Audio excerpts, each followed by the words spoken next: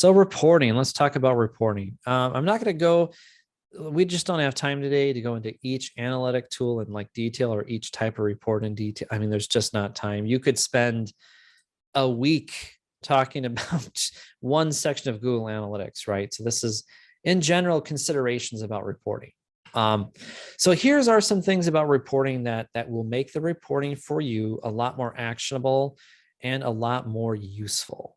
Okay.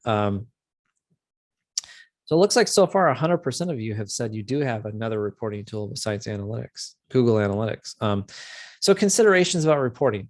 I talked about audience being segmented before a lot, actually. Audience segmentation is incredibly important, right? And especially I would say for nonprofits, because typically a nonprofit has two really big audiences. They have an audience of people giving them money who are donors. Then they have the audience of people using services, which typically maybe don't actually spend money with you or anything. Very different audiences, right? And the pages on your site are very different for those different audiences. So when you're talking about reporting, the ability to report on an individual segment and see where are donors going on our site, how are they acting, what channels do donors come through, all of those things, narrowing the entire reporting focus to donors or to your program people or your volunteers or whatever, that is incredibly useful. So you really want to do that.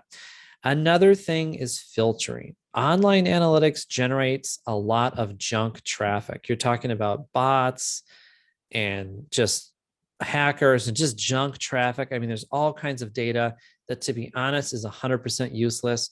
For instance, too, you probably want to filter out your office, your own office traffic. You don't want to think, oh, 100 people looked at this blog post if 50 of them were employees, right? So data filtering is important. Whatever reporting tool you're using, hopefully you can filter that data to remove the things that you don't care about.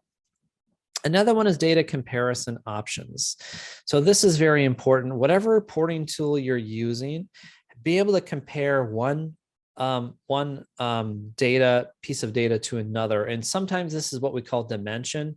So you're looking at acquisition, but you can add another dimension like time on page or add another, you can add more columns to that report to look at more data. And then the comparison of one complete set of data to another, for instance, like year over year, month over month.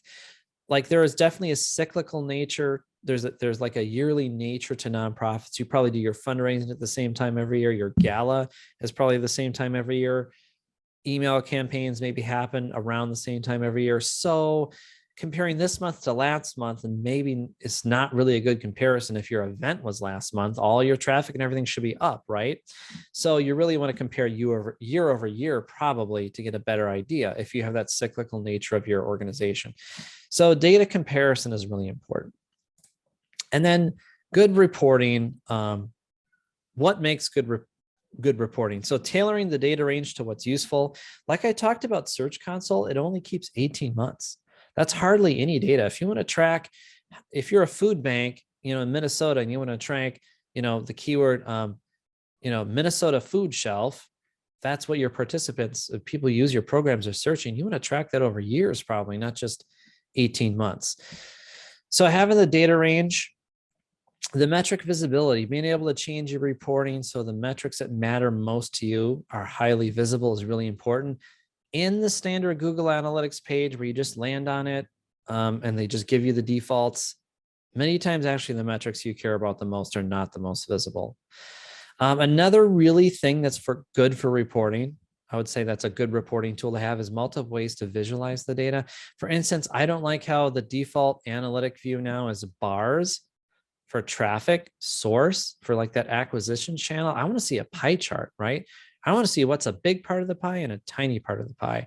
To me, that makes way more sense. So having multiple ways to visual data. And I would say this too, a really good reporting system has a way to add notes, right? Has a way to add notes. Let's say an email campaign did really good and your email metrics are up. If you can add notes to that report for that time window, oh, this is when we sent this campaign, this did really well. Oh, we had this writer write these emails, it did good. Being able to capture those notes is really important. It's often critical because 2 years from now or a year from now, you see that bump in your email traffic, you're gonna, why did that happen? You may not remember. So having the ability to do the notes is really cool. So for our reports that we build in Google Data Studio, every page with every little section has a box where we put in our notes. This is what this means. This is why this metric is up. These metrics are down. We think it's because of this.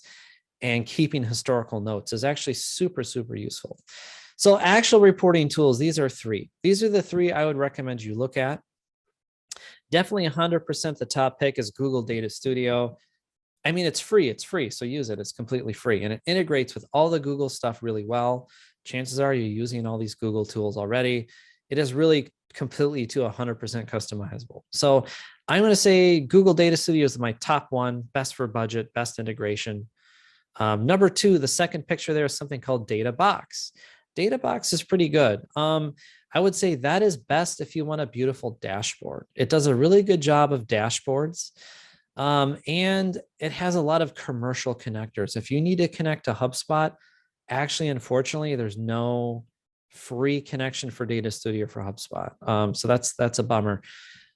Say you have DataBox, you have Salesforce or HubSpot, or you have all these commercial CRM tools or commercial things.